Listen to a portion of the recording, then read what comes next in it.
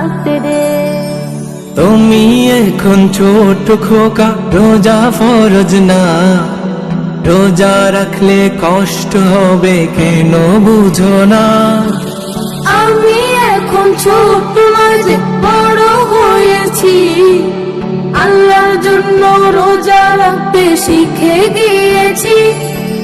তুমি এখন ছোট খোকা, রোজা ফরজ না, রোজা রাখলে কষ্ট হবে কেন বুঝো না। আমি এখন ছোট মাঝে বড় হয়েছি, আল্লাহর জন্য রোজা রাখতে শিখে গিয়েছি।